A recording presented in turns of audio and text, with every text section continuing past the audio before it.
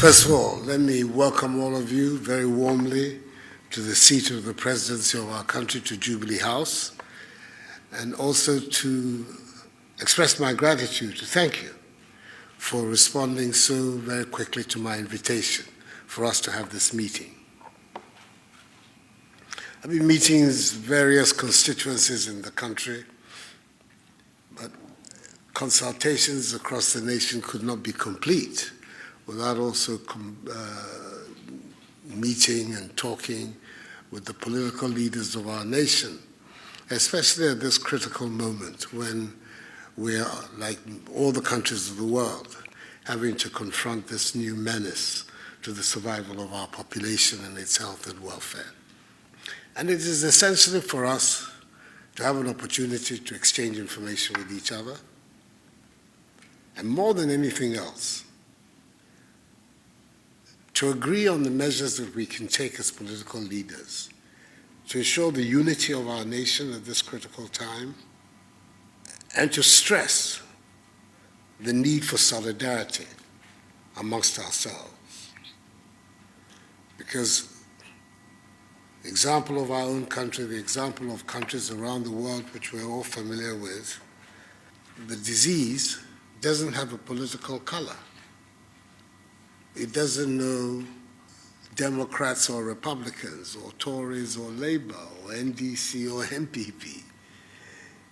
It's attacking human beings. And I think that recognition is what should drive our collective response as a people to this pandemic. So this is the reason I called you. We are not, well, some of us certainly are not technical people, are not doctors. We are not in a position to give long exegeses on the origins of the disease or the measures that can be taken today. But we are community leaders, we're political leaders. And the threat that abounds in this virus is a threat to our communities, to our society, to our nation. And we should be able collectively to find an input as to the measures that, on a social, societal basis, that can be taken to arrest the spread and ultimately lead to the defeat of this pandemic. So once again, let me welcome you and thank you for coming this afternoon. Thank you for the opportunity, and to state that we couldn't agree with you more than the pandemic has no political correlation. And for that matter, as a nation, we need to come together to put our shoulders to the wheel and to see how best all of us will assist the effort the government is putting in place to fight and defeat the pandemic, because we ought to defeat it. We should not allow ourselves to be defeated by this pandemic. And I believe that the Almighty God has blessed us with the necessary resources, human, material, and everything, to be able to work together in these very trying times to ensure that we defeat the pandemic. Your Excellency, after my statement, will present a copy of our technical team paper that they have developed to you. Already, I think one has been sent to the Minister for Information, but once we are here, we'll send you a copy. We have detailed out a number of suggestions and a number of interventions that we believe will help the effort you have already started putting in place to address the urgent challenges facing the country, not the country alone, but the global community. I want to thank you for the opportunity and to assure you of our readiness to support your efforts in every respect that is needed. Ghana first, and we need to save ourselves. Thank you once again for the opportunity. Mr. President, colleague political leaders, as has been said over the past few months, we have only one country, and let's together be behind our president and his government to ensure that this virus wouldn't do as much damage as it's being done to many even very, very developed economies. Mr. President, once again, I want to say you, your Vice President, your Chief of Staff, and all who are gathered here, thank you very much.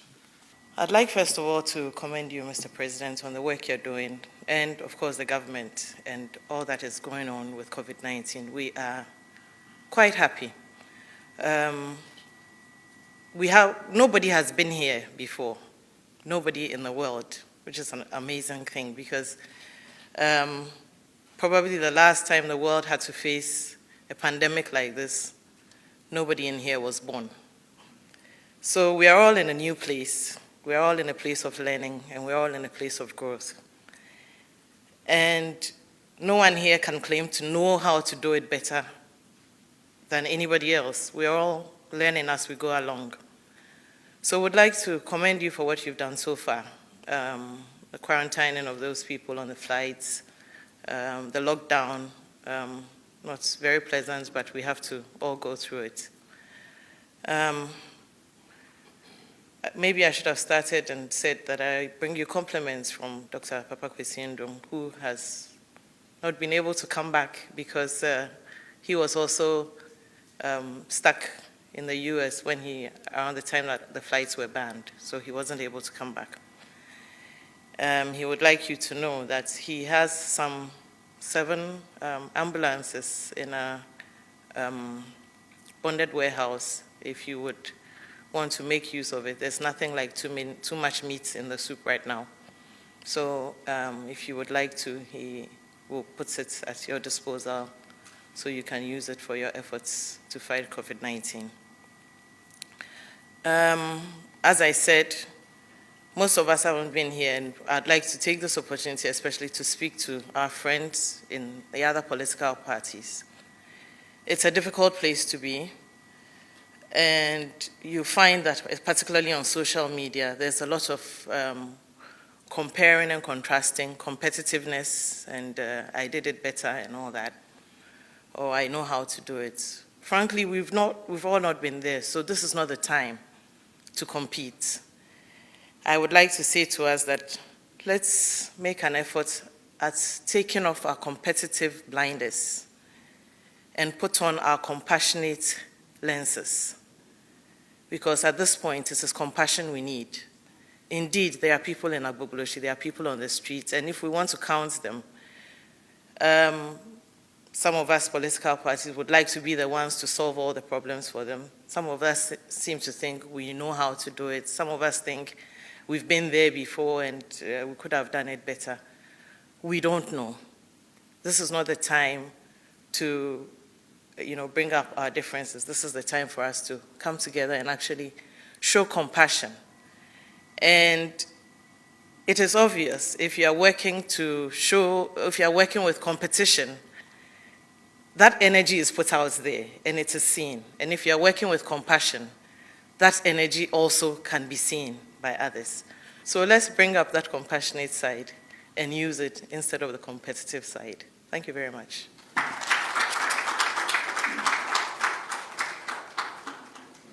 It is a great pleasure, and we are grateful to have been invited here today for us to deliberate with you and your government about ways and solutions we can find to, number one, stopping the spread of this terrible virus, and hopefully also eradicating it from Ghana altogether.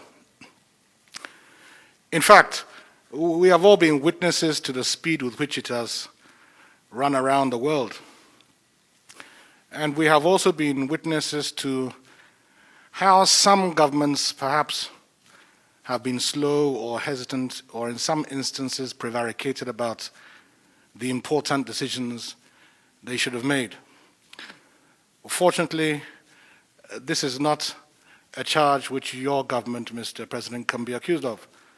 I think your decisions thus far have been decisive, resolute, and very important. I say this from a personal perspective because if one takes a look at those who brought into the country recently on quarantine and the number of those who were found positive, That itself is a testimony to that very important decision.